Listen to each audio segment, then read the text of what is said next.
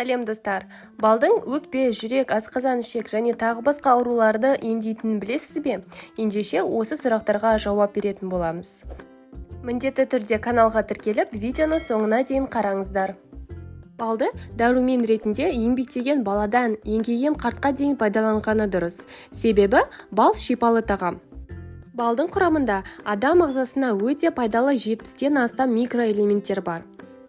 Ендеше балдың бүгінгі ресми және халықтық медицинада қолданып жүрген қасиеттеріне тоқтала кетейік. Біріншіден, жоғары тыныс жолы ауруларын емдеуге болады.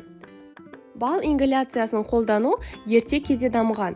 Ингаляциялағанда бал мұрынның кілеге қабығы мен кеңірдекке ғана әсер етіп қоймайды.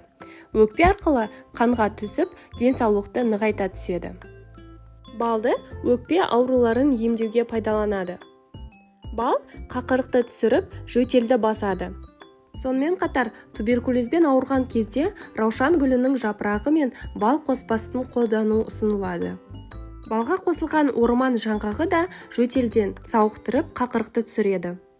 Жүректің қалыпты жұмыс істеу үшін глюкоза қажет. Балды қолдану жүректің бұлшық етіне жақсы әсер етеді.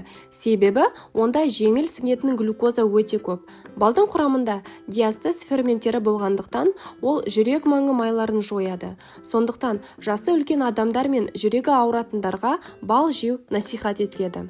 Сонымен қатар гемоглобинді өсіріп, жүрек қан тамырларының айналымын жақсартады. Балды асқазан жарасын емдеу үшін де қолданылады. Мұндай жағдайда балды тамақ ішуден 1,5-2 сағат бұрын немесе тамақтан соң 3 сағаттан кейін жеу керек. Балды қайнаған жылы суға ерітіп ішуде жақсы нәтиже береді. Суға ерітілген балды жылылай ішу асқазан сөлін сұйылтып, оның ішекті тітіркендірмей тез сіңуіне көмектеседі. Жүйкесі шаршаған адамдардың күш-қуатын қалпына келтіру үшін кешке қарай 1 қасық бал және жарты лимон сөлі қосылған 1 стакан ыстық су ішу керек, немесе 2 ас қасық бал жеу керек. Ал қан қысымы көтерілгенде зығыр мен балды қайнаған суға қосып ішсе қан қысымын төмендетеді. Балды бауыр ауырғанда қолдану. Бал құрамындағы глюкоза бауырдың да жұмысын жақсартады. Глюкоза тін жасушаларын қоректендірумен бірге бауырдағы глютоген қорын арттырады.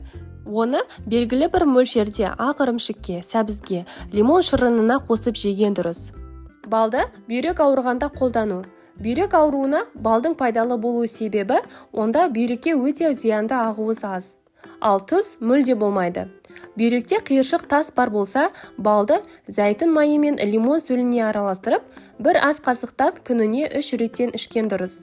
Бал құрамындағы глюкоза бүйректің қатты қабынуы кезінде бұзылған қан мен тін арасындағы тепе-теңдікті реттейді. Суық тиюден болған ауруларды емдеуге де болады. Суық дегенде балды жылы сүтпен 1 ас қасық балды 1 стакан сүтке немесе лимон сөлімен 100 грамм балға 1 лимонның сөлін ішу ұсынылады. Суық тиіп ауырғанда балды дәрі ретінде қолдана отырып, 2-3 күн үйде отыру керек. Себебі бал қатты терлетеді. Сондай-ақ шайнекте қайнап тұрған суға 1 ас қасық бал қосып, ауыз бен мұрынды булау тамақтың қызарғанын басады. Бал жараны емдейді. Бал ластанған жаралардың тазарып, жазылуына, ал балық майы жараның тез бітіп кетуіне ықпал етеді. Жараның жазылуына балдың антибиотикалық заттарының пайдасы ерекше. Балдың әсерімен жараға қан мен лимфаның келуі күшейеді. Лимфа өздігінен бактерияларды жуып шайып кетеді. Балықтың майына қосылған бал асқынған жарақатты оңай жазады. Сондай-ақ аузы уылған адам бал жесе тез аяғатыны белгілі. Бал күйген жерге де пайдалы. Күйікке балды күніне 2 рет жағып отыру керек. Жараға жағатын дәріні 60 грамм балға 1 шай қасық балық майын қосып, жақсылап араластырып жасайды. Ұйқысыздықтан құтылу үшін жасалатын әртүрлі ем бар. Солардың ішіндегі ең тиімдісі бал жеу. Жатар алдында 1 шай қасық балды 1 стакан жылы суға араластырып ішсе, жүйкеге жайлы әсер етіп, тез ұйықтауға көмектеседі. Сондай-ақ таза ауада көбірек жүру, күнделікті бір уақытта дағдылану да өз кезегінде ұйқының тұрақтылығына ықпал етеді. Отадан кейін балды қолдану. бет, жақ, сүйек операцияларынан кейін ерекше диета қолдануға тура келеді. Шайнау толық мүмкін болмаған әрі жұту қиындаған жағдайда ара балы таптырмайтын тамақ. Науқасқа ақ ірімшік, жұмыртқаның сары уызы және қаймақпен араластырылған сұйық бал берген дұрыс. Сұйық балды жегеннен кейін-ақ ауыз ішін дезинфекциялаудың қажеті жоқ. Сондай-ақ ол жарақаттың жазылуына да қолайлы әсер етеді. Бал пайдалы екен деп, оны бей-берекет қолдана беруге болмайды.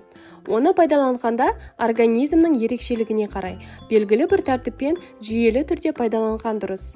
Мысалы, кейбір адамдар балды аш қарынға жесе, қыжыл пайда болуы мүмкін. Олай болса, ірімшікпен, сүтпен, басқа да тамақпен араластырып жеу керек. Ал панкреатин, қан диабеті аурулары бар адамдардың балды тек дәрігердің кеңесінен кейін пайдаланғаны дұрыс. Құрметті көрермен, сіздерге видео пайдалы болды деген ойдамын. Егер де видео ұнаса, міндетті түрде лайк басып, комментарий қалдырып кетіңіздер. Келесі видеода кездескенше сау болыңыздар.